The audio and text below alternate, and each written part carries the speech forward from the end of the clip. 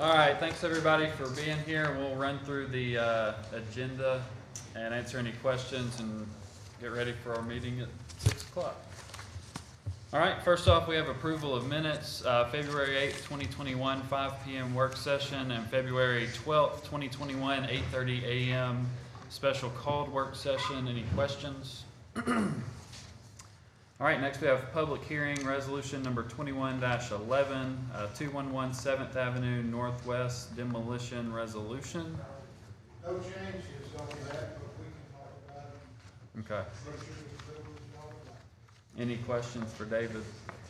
All right, next is resolution number 21-10, 110 7th Avenue Northwest demolition resolution. Any questions? No changes? Thanks, David. All right, next we have resolution number 21-48, approved transfer request for restaurant retail liquor license for Logan's Roadhouse 2 LLC, doing business as Logan's Roadhouse, number 369 at 2315 Beltline Road, Southwest Decatur, Alabama, 35601 South. No changes. Any questions? All right, ordinance number 21-4444, rezoning 1369-21, a tract of land containing 0.15 acres more or less and is located east of Walnut Street Northeast and north of Canal Street Northeast. Matt? Yes, Yep. Matthew with the planning department, no change. Okay, any questions? All right, and then the next one is ordinance number 21-4445, rezoning 1370-21, a tract of land containing 0.15 acres more or less and is located west of Vine Street Northeast and north of Canal Street Northeast. Matt? Thank you, Councilman, no changes. Okay, any questions? Thanks, Matt. All right, the next one is, I think we're removing Kyle. Yeah, okay. The next one, so A, under resolutions, we're removing, do you want to, why we're removing it? We got some details on the figures based on what they charge us in comparison to the revenue they bring in. And so we have two companies that we use, so we just want to spend a little more time doing some comparison before we go ahead and sign an agreement with them. Okay. Anything to add? Okay. All right, thanks, Kyle. Resolution number 21-50, award bid number 21-009 for 4 vehicle exhaust removal systems for the fire department, award diesel filter systems. Charles? Yes, sir, there's no changes, we'll be happy to answer any questions. Okay, any questions? All right, resolution number 21-51, declare surplus of municipal vehicles no longer needed by street and environmental. Any questions? All right, resolution number 21-52, declare surplus of municipal vehicles no longer needed by Parks and Recreation. Okay, any questions for Becky? All right. Resolution number 21-53, approval of consolidation of a portion of landfill property to construction and demolition disposal area expansion. Herman or Wanda? No changes. Okay, thanks. Wanda, any questions? All right, resolution number 21-54, increase Parks and Rec Community Center supervisor job group head count by 1. Rochelle? No changes. Okay, any questions? All right, resolution number 21-55, approve Sky Pond slide repairs in the amount of $82,400. Jason? No changes. Okay, any questions? All right, with the next 3 were added after last week. So, resolution number 21-56, appoint Kyle Demeester as CFO. Rochelle? Based on the majority recommendation last week to move forward with Kyle Demeester as your candidate select, we discussed salary and residency that's outlined in your resolution. As Kyle was very honest about the ability to move to within the city of Decatur limits, has some restrictions based on his current personal situation. The salary is what he is felt is acceptable, so it's coming forward to the council for approval to appoint him formally with the conditions set forth in the resolution. Okay. Any questions? All right, next is resolution number 21-57, approved bridge project ALDOT agreement. Carl? Yes, appreciate y'all adding this. This is an agreement that's required for the IDOT permit for that bridge project, which we're planning on having the notice to proceed on March the 15th. The reason why I asked for it to be added to this council meeting and just recommend approval. And if you have any questions, Okay, any questions? All right, then resolution number 21-58, award bid number 011 for provision and installation of carpet at the wave pool to G-Core Contracting. Charles? Yes, sir, I appreciate you letting us add this late. We opened bids last Tuesday, and I had requested a number of days to complete the project, and they said 10 days, but that did not include the manufacturing of the carpet, expected 2 to 3 weeks. It would push us up close to the opening, and trying to get that project finished prior to the opening of the park. Okay. Any questions? Thanks, Charles. All right, ordinance first reading. Ordinance number 21-4452, authorize the issuance of $175 million for water and sewer revenue warrants. First reading. Any changes? One change from last week, it now comes formal approval by the board. Okay. So the board did approve this, MUB. Okay. Any questions? All right. Next we have board appointments. Reappoint John Allison to the Historic Preservation Commission. Reappoint Rebecca Poole Burns to the Historic Preservation Commission. Reappoint Dodie Hall to the Historic Preservation Commission. Reappoint Bill Stone to the Historic Preservation Commission, and appoint Lynn Schubert to the Historic Preservation Commission. Any questions on those appointments? All right, we'll get started at 6. Thank you.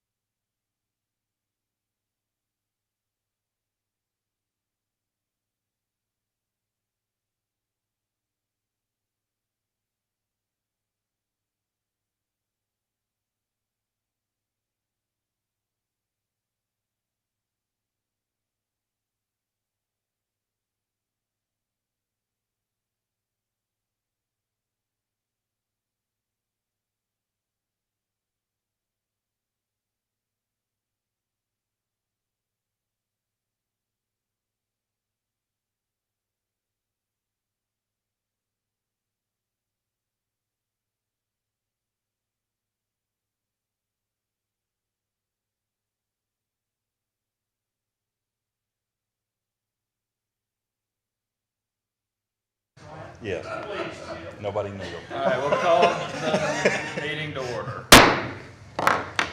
Chip Alexander will do our invocation and lead us in the pledge.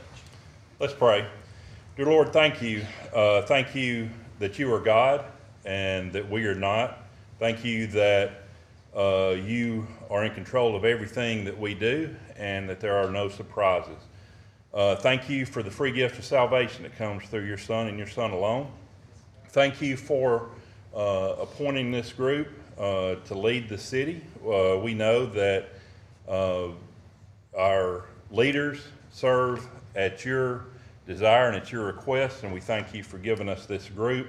We thank you for the plan and purpose you have for them, and we thank you for the opportunity to serve the people of Decatur. We ask you that we serve them well, that we serve them efficiently, professionally, honorably, and that most of all, that we serve them in a way that's pleasing to you. In Jesus' name we pray. Amen. Amen. I pledge allegiance to the flag of the United States of America and to the republic for which it stands, one nation, under God, indivisible, with liberty and justice for all. Thanks, Chip. Roll call. Ladner, Here. McMasters, Here. Jackson, Here. Pike, Here. Pepper. Here. All right, first we have approval of minutes. February 8th, 2021, 5 p.m. work session. So moved. Second. Motion by Mr. Pike, second by Mr. McMasters. Any discussion? Roll call. Ladner, Aye. McMasters, Aye. Jackson, Aye. Pike, Aye. Pepper. Aye. Minutes are approved with a vote of 5-0. Next is February 12th, 2021, 8:30 a.m. special called work session. So moved. Second. Motion by Mr. McMaster, second by Mr. Pike. Any discussion? Roll call. Ladner, Aye. McMasters, Aye. Jackson, Aye. Pike, Aye. Pepper. Aye. Minutes are approved with a vote of 5-0. Next we have public hearings. The first is resolution number 21-11, 211 7th Avenue Northwest demolition resolution. David. Yes, sir. David Lee with the Community Development Department.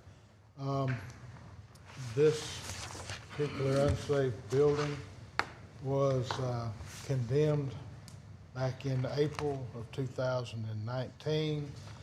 We've made all the required notifications and then some required by law. The owner has failed to comply. It's a public nuisance, and we would ask that the council authorize us to carry out this demolition. Okay. Thanks, David. This is a public hearing, so if there's anybody here to speak on the matter, you can speak now. Seeing no one here to speak on the matter, we'll consider the public hearing closed. Do we have a motion? So moved. Motion by Mr. McMaster. Second. Second by Mr. Pike. Any discussion? David, is this the Stovall property? Yes, sir. When was the last time he came to speak with you? The last time that I'm aware of that we talked to him, let's see, he brought us a deed last February, and then subsequently, at about that same time, brought us an incomplete abatement package, and we've not had any contact with him since March the 9th of last year. So he actually did bring in an abatement package though? He too? brought in a piece of one, yes, sir. Okay. Good deal, thank you. All right, any other discussion? Roll call. Ladner, Aye. McMasters, Aye. Jackson, Aye. Pike, Aye. Pepper. Aye. Resolution number 21-11 is approved with a vote of 5-0. Next, we have resolution number 21-10, 110 7th Avenue Northwest demolition resolution. Yes, sir. There was a fire at that address last July the 20th. We inspected it after that, condemned it because of the damage. Their time to complete the repairs was up in December of 2020. And again, we've made more than the number of notifications that we're required to make by law. The owner, best that we can determine, lives in Madison County, and the regular mail has not come back.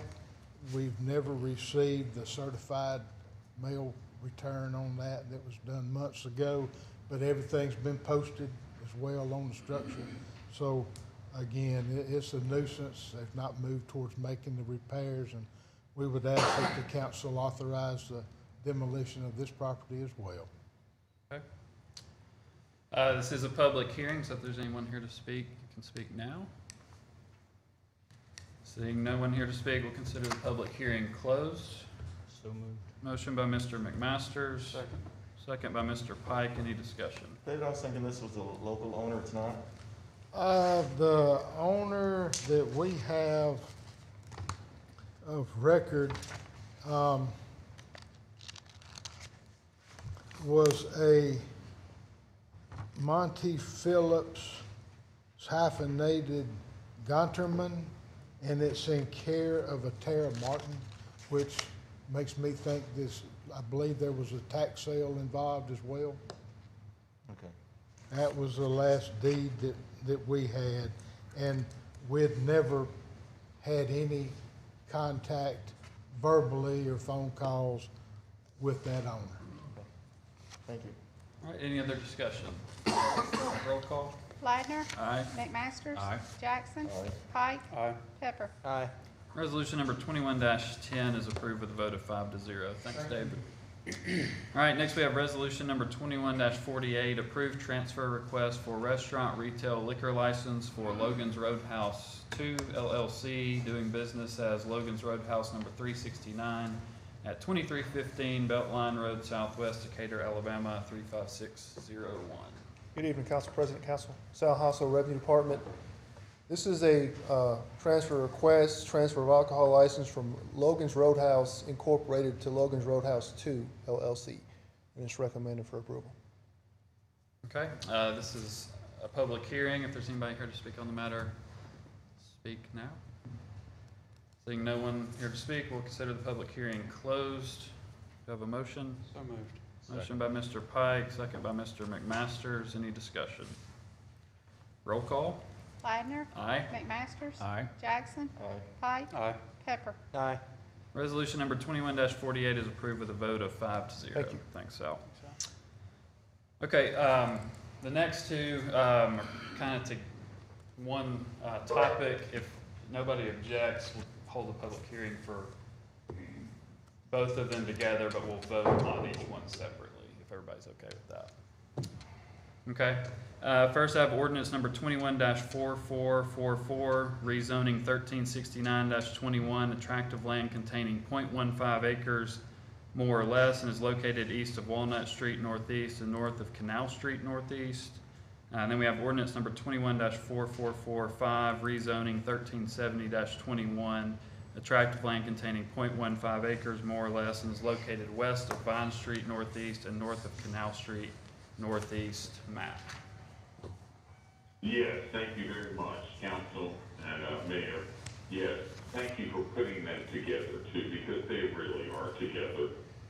It's just basically what it is. It will be 0.15 and 0.15 acres to further what I'm going to say is a good thing in Decatur, but I don't mean to, it's y'all's job, so y'all get to decide. Okay.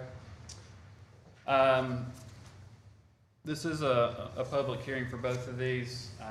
If there's anyone here to speak on the matter, you can come speak. We'll give everybody that wants to speak 3 minutes. Stephanie will keep the time for us, and you'll hear the timer go off. If you can give us your name and address. My name is Stephen Marino.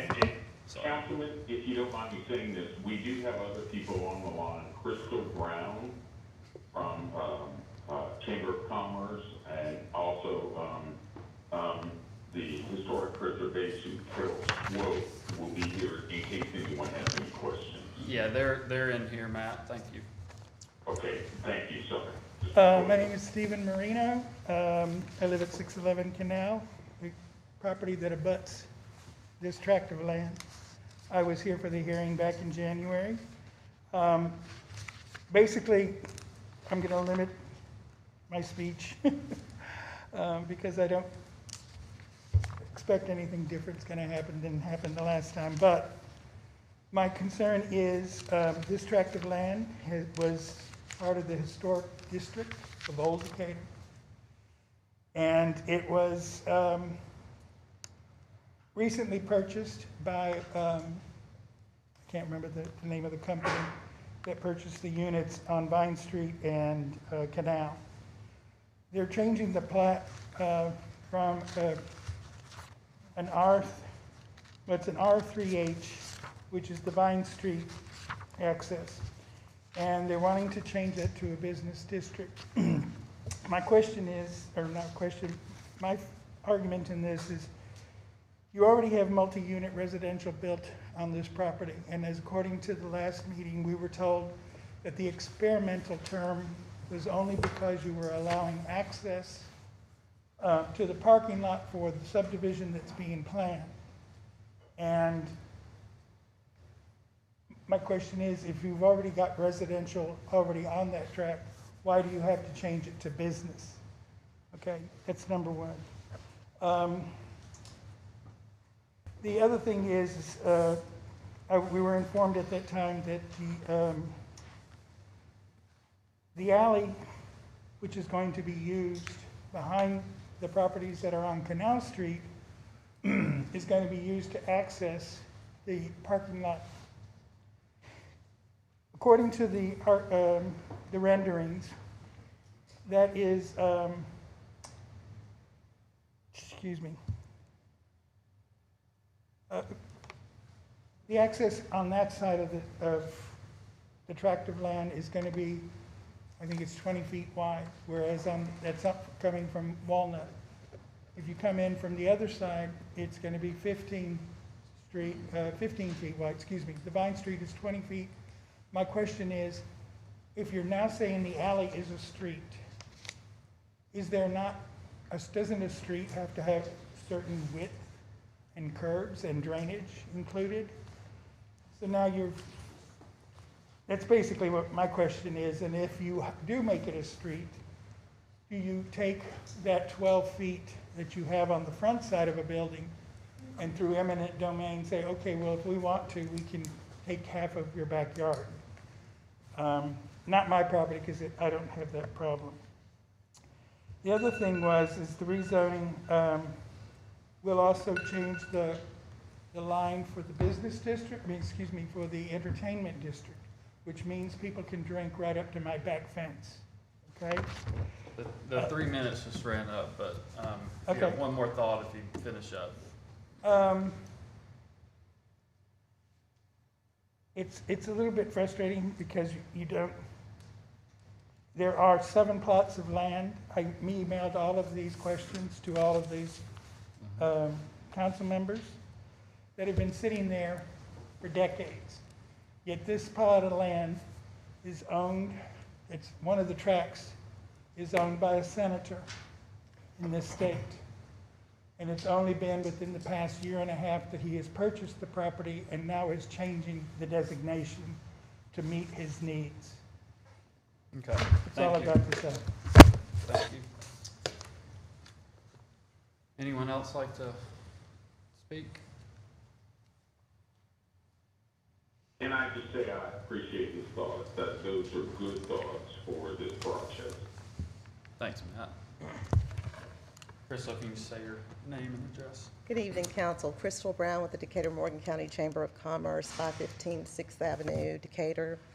In 2018, the Chamber's Residential Development Task Team began meeting as an output of our strategic plan. We appreciate those members that are here with us today from the task team and those that have also submitted comments.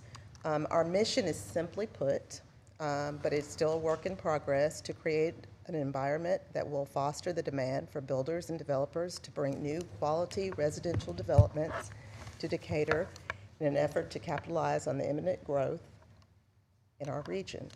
As you all know, we have opportunities with our related to our population growth.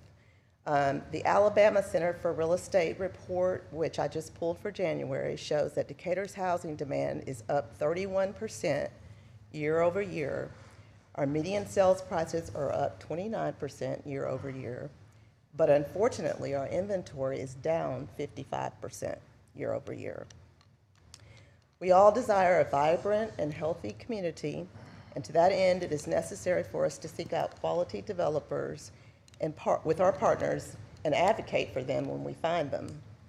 Credible and accomplished developers such as the ones that we have from Nashville that are ready and willing to invest in the McGee Square site will encourage additional developers to also invest in our community.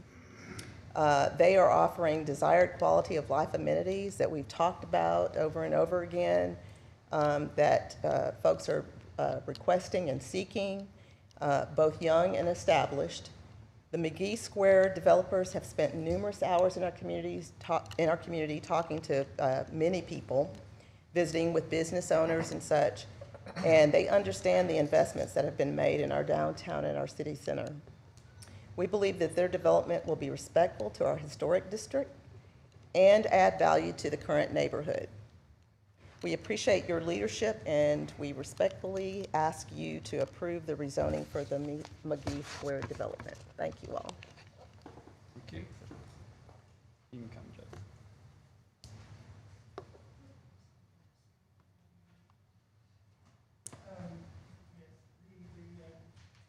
Capstone property on the corner of town.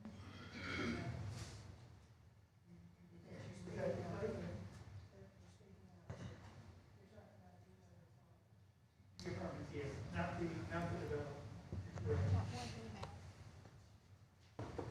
Just, can you state your name and address? I'm Jody Peterson. I own the property at 603 Bank Street downtown, and my view from my desk every day is that ugly piece of property across the street from me. That is what I look at all day, every day when I'm in my office. Before that, there were some buildings there that should have been condemned by the city many years ago and torn down. It was not. To me, anything will be an improvement. I think beautiful apartments that are not going to be apartments, they're going to be $280,000 townhouses on that property, to me, would be a major improvement over what's there now. Before, when those old dilapidated buildings were there, every morning when I came in, it was to dodge the homeless people sleeping over there. Every night when I left, usually about this time, always after dark because I work late, there were homeless people already gathering over there. We don't have that now. And if you build nice townhouses or condo or whatever they have planned, we won't have that problem anymore. Downtown will prosper from it. It will not suffer from it. And I know the people in the Historical Society don't see it that way, but trust me, it will not. And I don't have an interest in this property at all. Not one bit of interest in this property. It will be listed by another real estate agent who has been dealing with that owner over there. So I don't have a monetary interest in it. Only that I want to see Decatur prosper. I moved here from Miami, and I think I'm living in heaven. And I want to continue to see this town grow and make something beautiful over there instead of the homeless people wreaking havoc on my business and everybody else over there. I don't think you will be sorry if this is approved, and I think it will be a major, major asset to Old Decatur and to downtown. Thank you. Thanks, Jody. Thank you, Jody. All right, anyone else like to speak? David's gonna speak. I did. All right. I just wanted to say before I depart that I don't have an interest in this one way or another myself, but my group did condemn that structure and helped to cause the demolition. And it was a large old commercial building. The roof had caved in. It was in terrible condition. So I don't see how anything could help but be an improvement, you know, more so than what was there adversely affecting the neighborhood. It's got to be better than what we had. Thanks, David. All right, anyone else? Blake?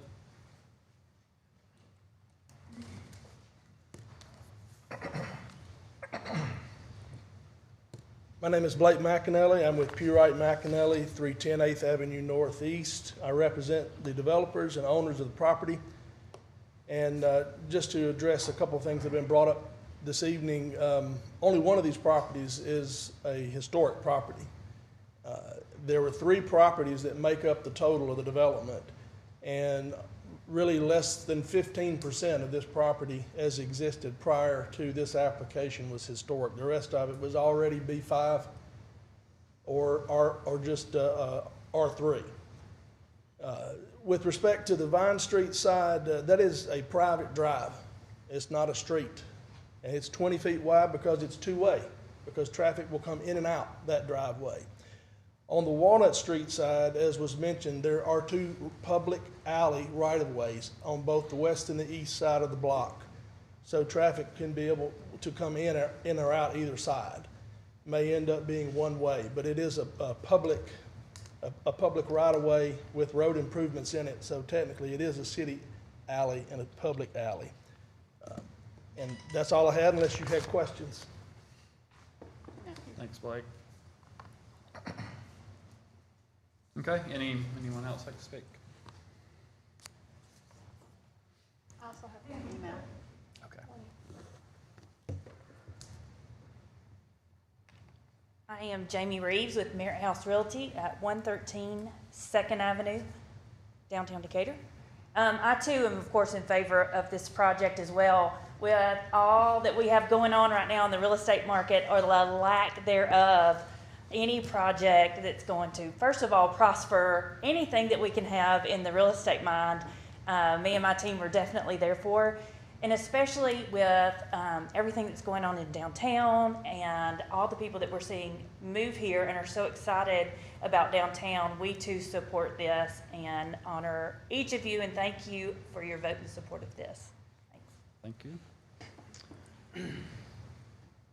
Kent?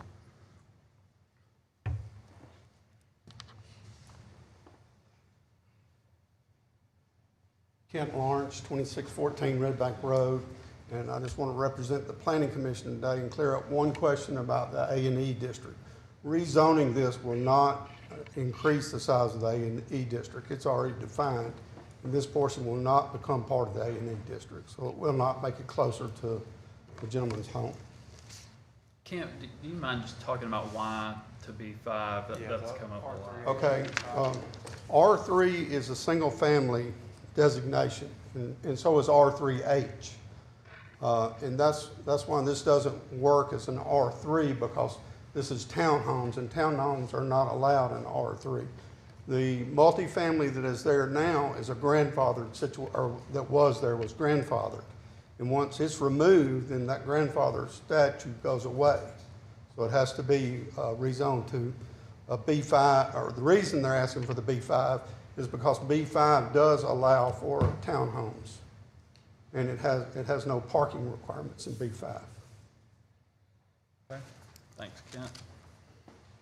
And it's the planning department, thank you, Ken, for saying that, because that's exactly right. Thanks, Matt. Anyone else like to comment? Carolina?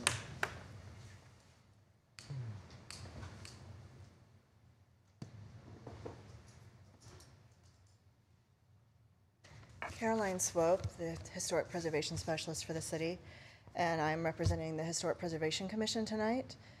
The Historic Preservation Commission reviews all changes within the local zoning for the city that comes under this district. So for people that aren't entirely understanding the difference between the National Register and Decatur's local register, there is a National Register district here.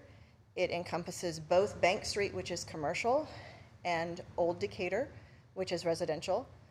That district, only a portion of it is reviewed at the city level, and that is because that is what the city decided to do.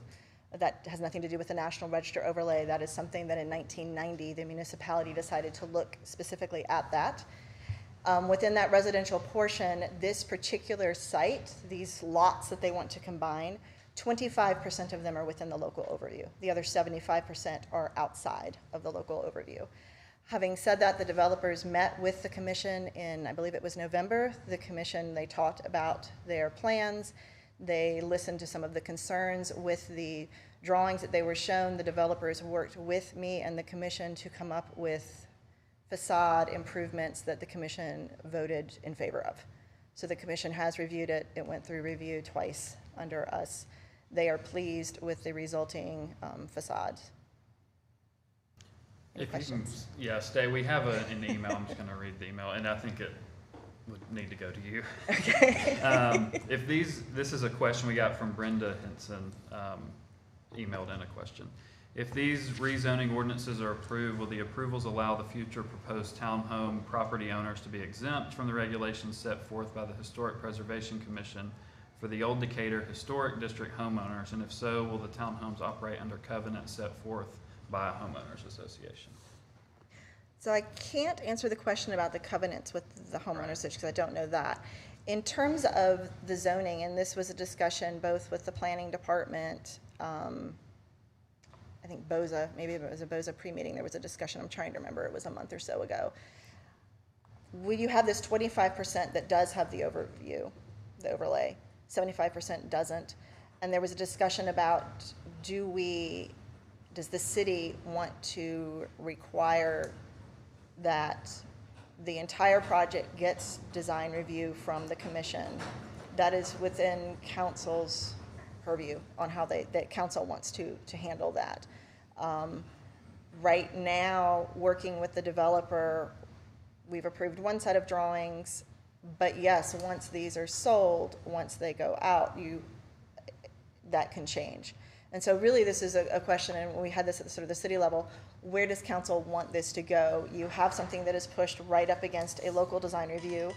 You have the larger Bank Street portion of that district, which could have design review. A lot of municipalities do design review for their commercial district to keep tax credits viable, because that's a pretty powerful economic option. And if that is something the city wants to monitor, then certainly council could say, absolutely, we were in favor of this development, but we want to ensure that it in the future stays in keeping with the neighborhood, and we would like to see design review as a part of that. And the city, I know there was discussion with legal about sort of putting that in some of the paperwork. That is beyond my pay grade in terms of what that takes, but I know that discussion had come to the table at one point. So that certainly is something that council can look at. Okay. Thanks, Caroline. Anyone else like to, do you know the HOA question? Like, Do they plan to have one? I'm certain that they will, because there's gonna be common areas, there's gonna be, a larger portion of the property will be parking lot, grass and sidewalks. So, access ways. So that will all be common areas, so there will be an HOA to deal with those and maintain those. okay. I would point out that, from my perspective and understanding, what's before you is an up or down vote. I don't think it can be conditional. The opportunity to put additional language in would come on the final plat, which is down the road. Yeah. Okay. That would just go to the planning commission. Okay. Anyone else like to speak? Thanks, Caroline.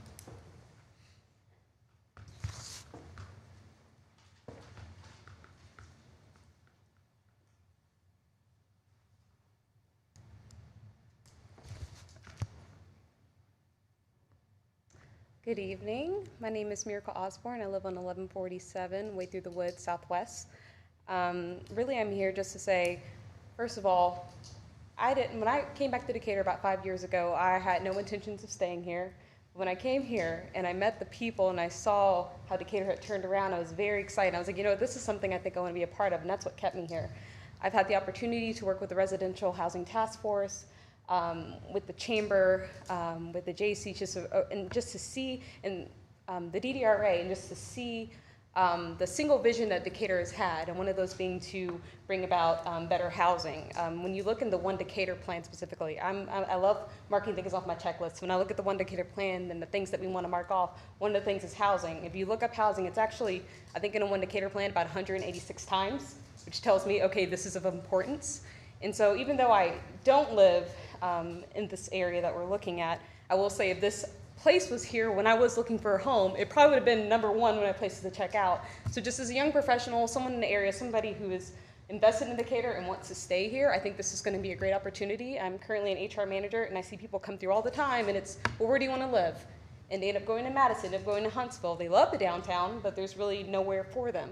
And so I just want to say I support this. I'm really excited about this, and I hope that you vote yes. Thank you. Okay, anyone else like to speak? Let me ask a question. You can come back, you'll just need to come to the podium. Stephen Marino, 611 Canal. I just want to know, if this is approved, what is the next step in making sure that the density that is being built on that lot? Because according to Mr., was it McClary? Okay, McAnally.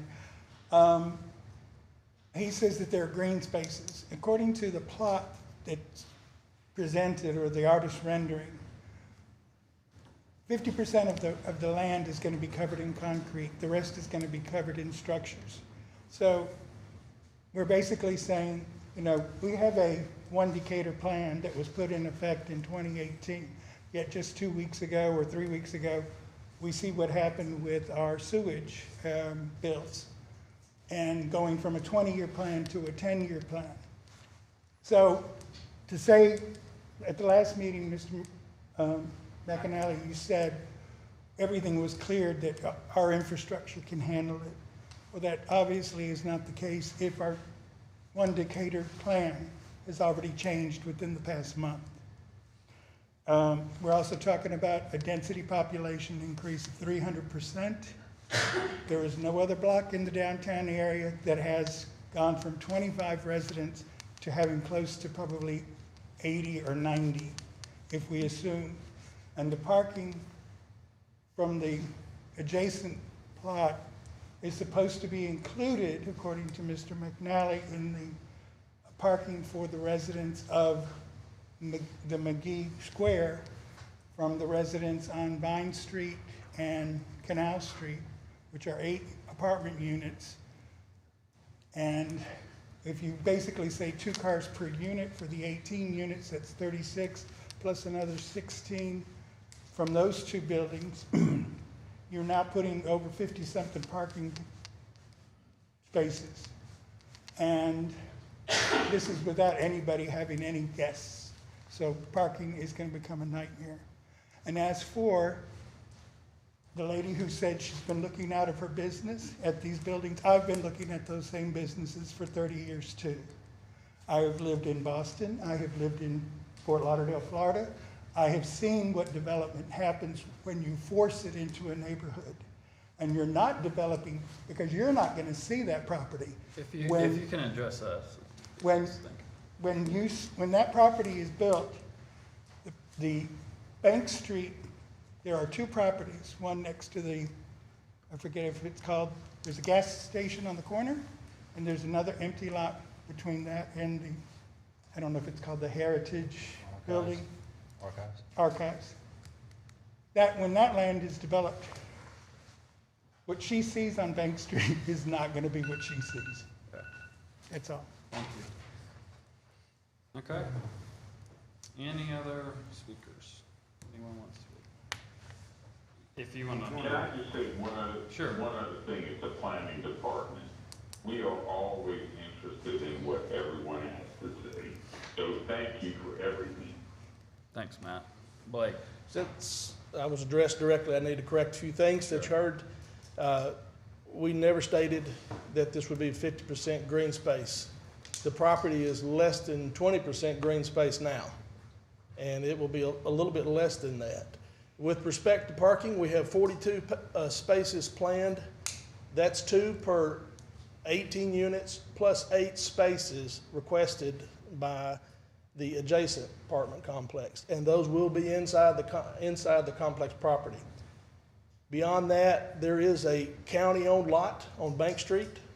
I've had conversations with the chairman, and his opinion of that is a public lot. The people who will use this and park there are the public, therefore it is their lot, and they may use that lot. So overflow parking, there's 20 or 30 spaces on the Bank Street side. Decatur Utilities made the statement that their utilities have ample capacity for this development. Blake? Yeah, and can I say one last thing? Joe and I in the planning department will give an amen to that. Thank you, Blake, for saying that, because, you know, this is part of what we look at and we care about, all of these issues, and what Blake just said, fantastic. Thanks, Matt. Any other comments? I'd just like to say thank you to everybody who came tonight to speak, both in support and opposition of it. Appreciate you being here and speaking on it. Stephanie, do we have any more emails? No, no more emails. Okay. All right, seeing no one else that wants to speak on the matter, we'll consider the public hearing closed. We will take these one at a time, so I'll read the first one.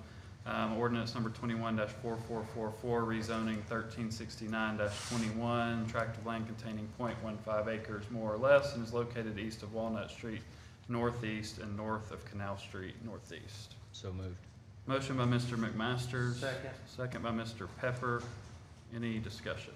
Anytime a zoning change comes before the planning commission, we know, and Kent knows as well as anyone, that property value is going to be impacted one way or the other.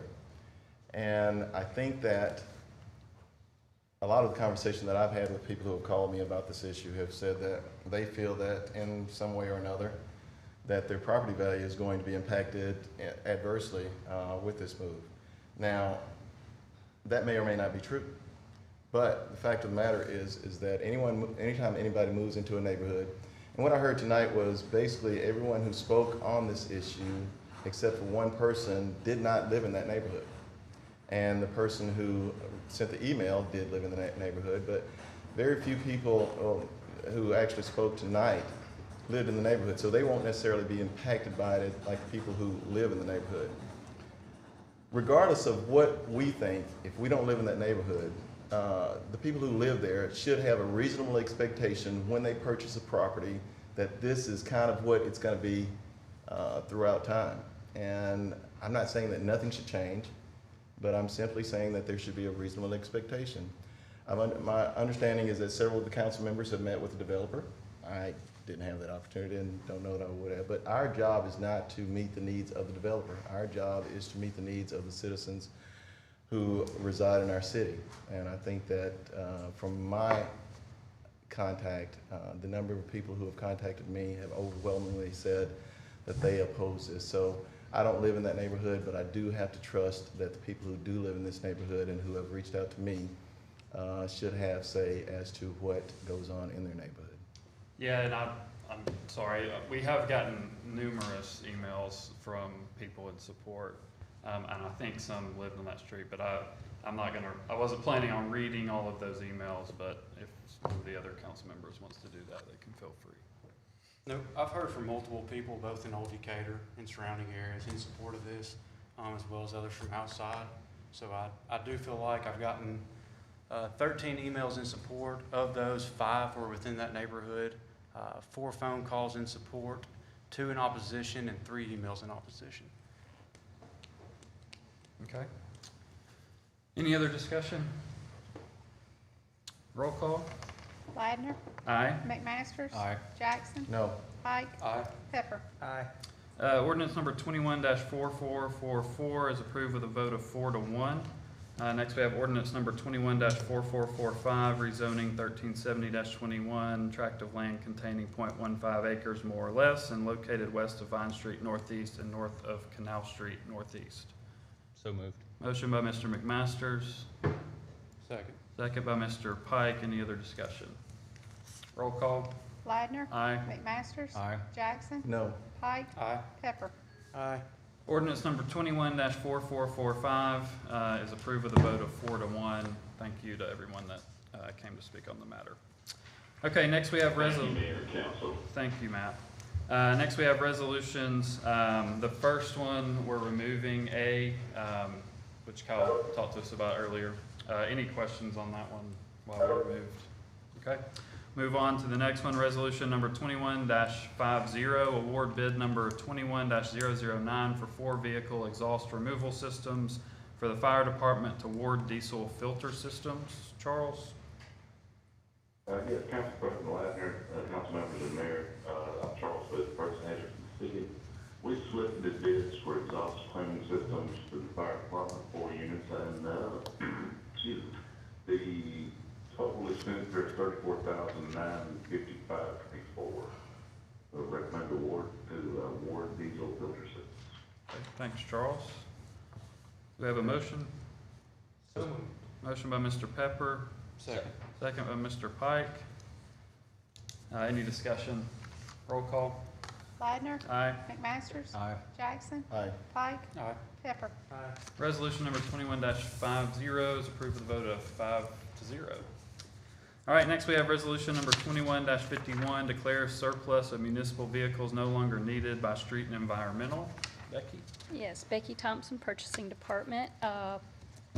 This is a group of vehicles that the Street and Environmental Department contacted me and asked me to ask permission for y'all to surplus this out. We have the 2010 Ford F-350. It's in pretty good condition. It does run, and it's excellent candidate for Gov Deals. Also, we have the 2 garbage trucks. They're in very bad condition, kind of laying on the ground. So somebody will buy those for parts or to scrap it, and that works good on Gov Deals too. Thanks, Becky. Do we have a motion? So moved.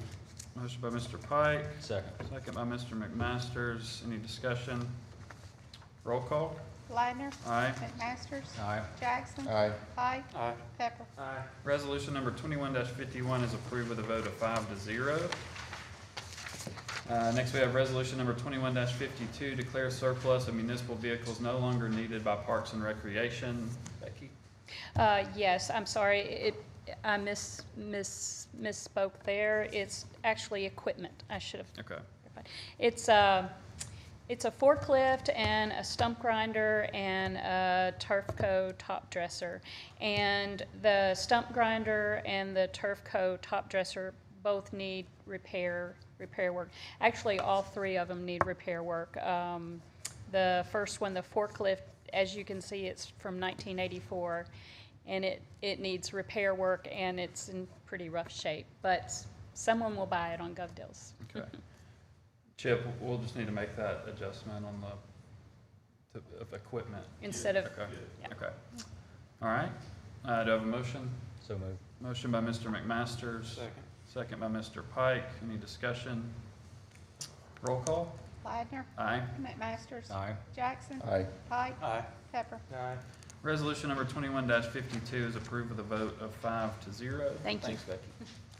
All right, next we have resolution number 21-53, approval of consolidation of a portion of landfill property to construction and demolition disposal area expansion. Wanda?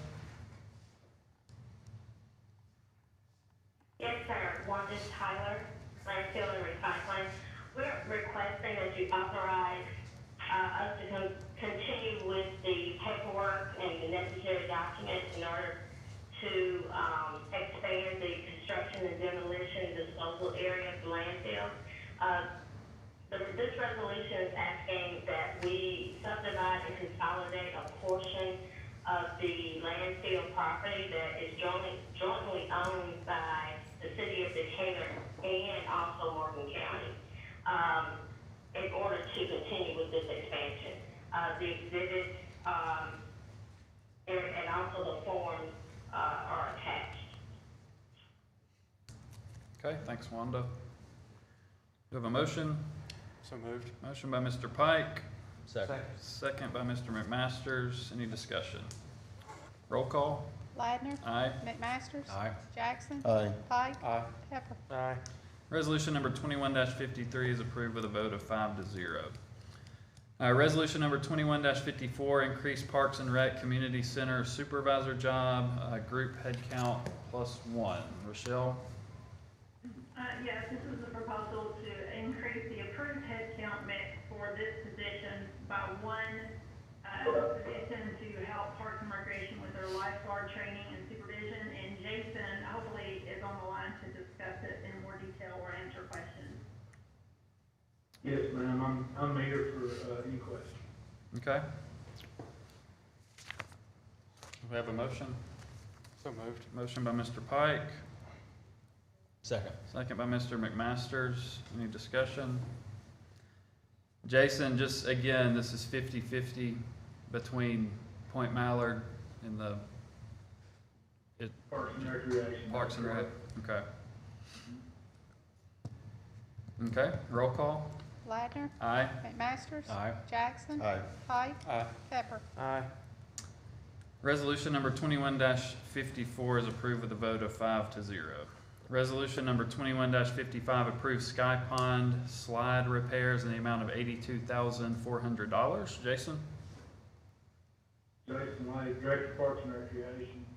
Every year, we ask the site slide to come in and look at all of our slides, three-fun slide, the bowl slide, the Sky Pond slide. With the age of the facility, it's just extremely necessary to make sure that we bring folks in to make sure everything's sound before we bring people in to use it during the summer. When they came in and looked at it, they showed us some places in the fiberglass on the Sky Pond slide at the Point Mallard Aquatic Center that they deemed that would not be safe to use during the summer. They gave us a price, I think it was $82,000 to fix these places, and they can do this work prior to it opening. Okay. So moved. Motion by Mr. McMasters, Second. second by Mr. Pike. Any discussion? Roll call. Ladner. Aye. McMasters. Aye. Jackson. Aye. Pike. Aye. Pepper. Aye. Resolution number 21-55 is approved with a vote of 5-0. Next, we have resolution number 21-56, appoint Kyle DeMeester as CFO. Rochelle? Yeah, based on the majority council last week recommending Kyle as their candidate select for CFO, had discussions with Kyle regarding salary and his current residency, and the resolution outlines the conditions by which he would be willing to accept an offer from the city, and just need the council to support that and appoint him as our next CFO if that's your desire. Okay, thanks, Rochelle. Do we have a motion? Motion for approval. Motion by Mr. Pepper, Second. second by Mr. Pike. Any discussion? I'll say that I think last week, there was actually a threat that was gonna come at me if I spoke on this, but last week was not the right time to speak on this. So, tonight is, because it's on the agenda. I like Mr. DeMeester. I think he's a very nice guy. I think he's a good guy, and he's gonna be an asset for our city. I do know that Mr. DeMeester has 3 years of experience in this position, and our previous two CFOs had a total of 41 years of combined experience that lended to them being in the positions that they were in. I think that this is probably the second most critical position in our city, and I do, as I said, think that Kyle will at someday make an excellent CFO. I don't think that there's a city our size in this state that would hire a person with 3 years of experience as their CFO. I just don't.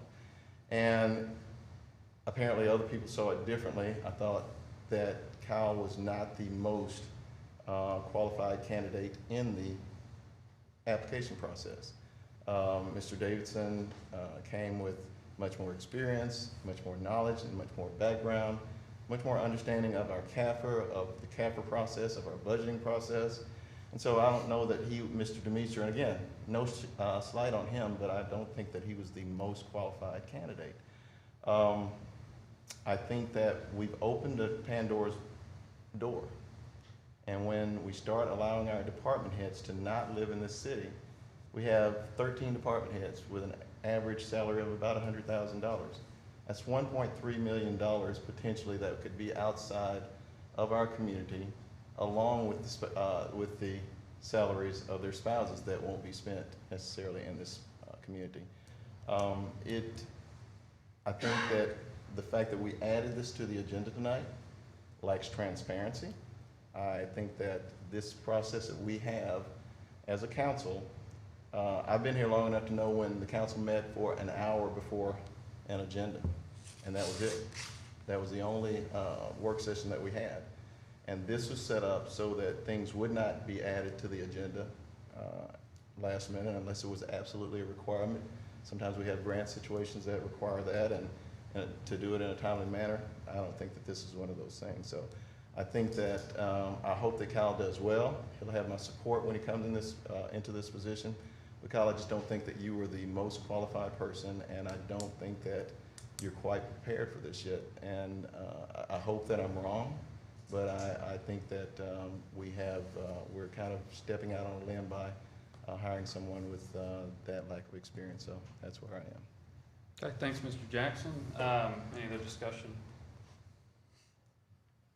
I'll just say, as kind of we worked through the process, talked to several local CPAs in the private sector that had dealt with John and Kyle in the finance department in various ways, and said absolutely Kyle is ready for this, and we're very impressed with his technical skill, as well as other people within the municipal finance world, including John Andrzejewski, that feel like from a technical standpoint, Kyle is absolutely ready for this.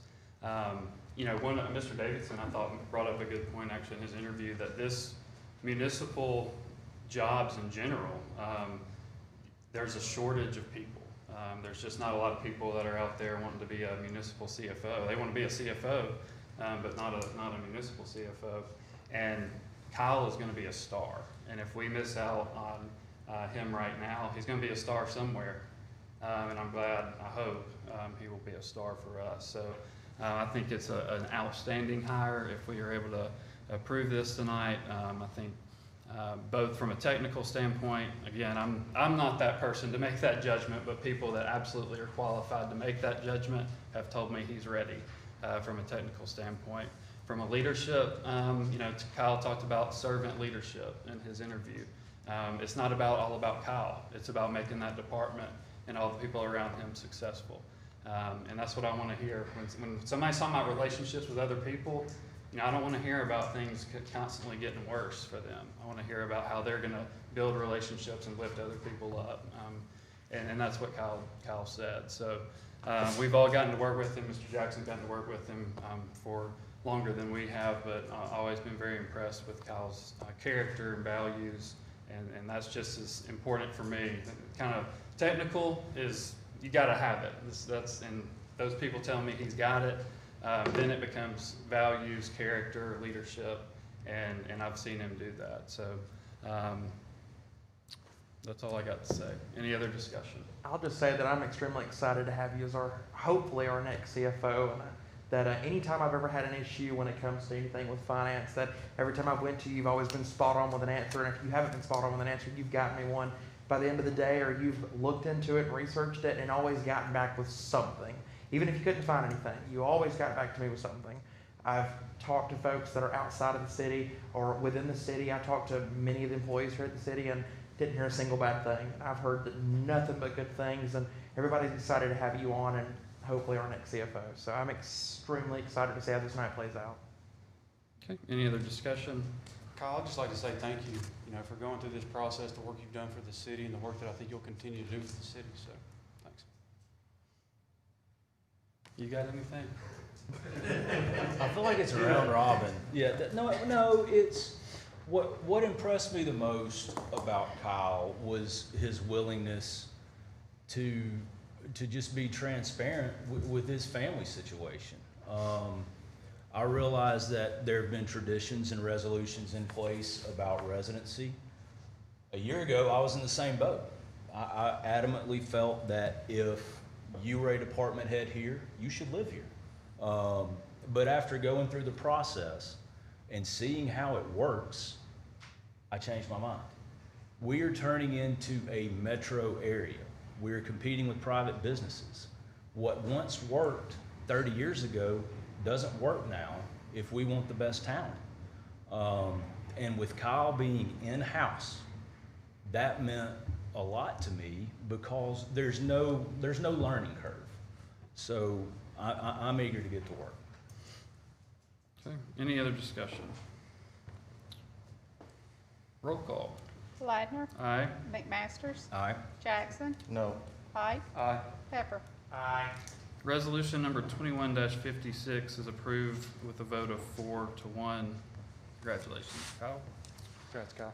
Resolution number 21-57, approved bridge project AlDOT agreement. Carl? Yes, Mayor, Council, Carl Pruitt, City Engineer. This is an agreement with AlDOT. This is a part of our permit with AlDOT to do our bridge project, and I request you approve it. Okay. So moved. Motion by Mr. McMasters. Second. Second by Mr. Pepper. Any discussion? Roll call. Ladner. Aye. McMasters. Aye. Jackson. Aye. Pike. Aye. Pepper. Aye. Resolution number 21-57 is approved with a vote of 5-0. Resolution number 21-58, award bid number 21-011 for provision and installation of carpet at the wave pool to G-Core Contracting. Charles? Yes, sir. We sent invitations to bid to provide and install the carpet at the wave pool. And we got a response from G-Core Contracting in the amount, an amount of $59,123.70. We recommend award to. Okay, and this was added, just the urgency of trying to get the wave pool carpet ready for opening day. So moved. Motion by, go ahead, Charles. I was just saying, figuring in the time to manufacture the carpet was the reason we added it late. Okay. We have a motion by Mr. McMasters. Second. Second by Mr. Pike. Any discussion? Roll call. Ladner. Aye. McMasters. Aye. Jackson. Aye. Pike. Aye. Pepper. Aye. Resolution number 21-58 is approved with a vote of 5-0. Next, we have an ordinance first reading. Ordinance number 21-4452, authorize the issuance of $175 million for water and sewer revenue warrants, first reading. Anybody have any questions on this one? You good, Steve? And it was approved this past week by the Municipal Utilities Board, okay? All right, next we have board appointments. The first is reappoint John Allison to the Historic Preservation Commission. So moved. Motion by Mr. McMasters. Second. Second by Mr. Pike. Any discussion? Roll call. Ladner. Aye. McMasters. Aye. Jackson. Aye. Pike. Aye. Pepper. Aye. Reappointment of John Allison is approved with a vote of 5-0. Next, we have reappoint Rebecca Poole Burns to the Historic Preservation Commission. So moved. Second. Motion by Mr. Pike, second by Mr. McMasters. Any discussion? Roll call. Ladner. Aye. McMasters. Aye. Jackson. Aye. Pike. Aye. Pepper. Aye. The reappointment of Rebecca Poole Burns is approved with a vote of 5-0. Next, we have reappoint Dodie Hall to the Historic Preservation Commission. So moved. Motion by Mr. Pike, Second. second by Mr. McMasters. Any discussion? Roll call. Ladner. Aye. McMasters. Aye. Jackson. Aye. Pike. Aye. Pepper. Aye. The reappointment of Dodie Hall is approved with a vote of 5-0.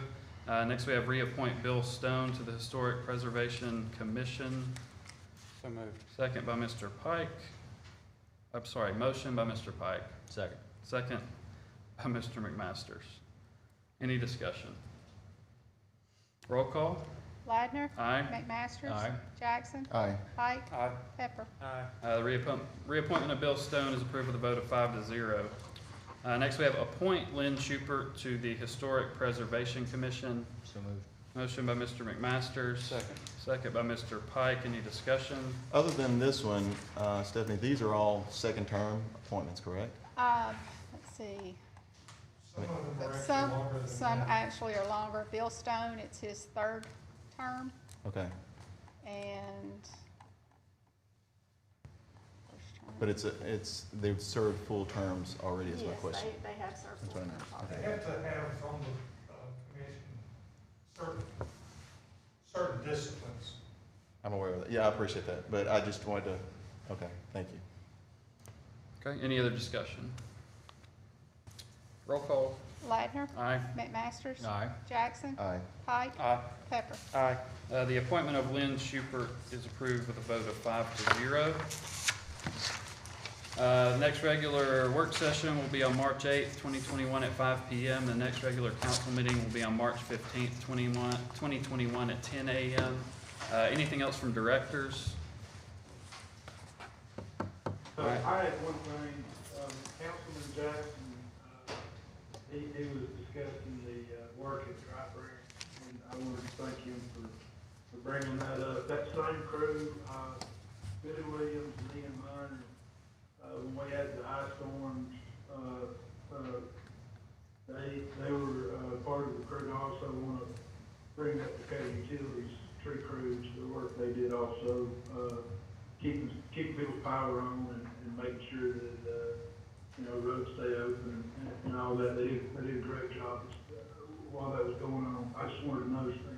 I got so many compliments on it, Jason, and I've tried to defer them to you, but I just appreciate the energy that you guys put into it, the quickness that you responded with it, and just the outcome that you presented. So thank you for everything. Thank you for noticing. They do a good job. I really appreciate it. They absolutely do. Anything else from directors? Mayor? No, sir. Anything else from council? We are adjourned.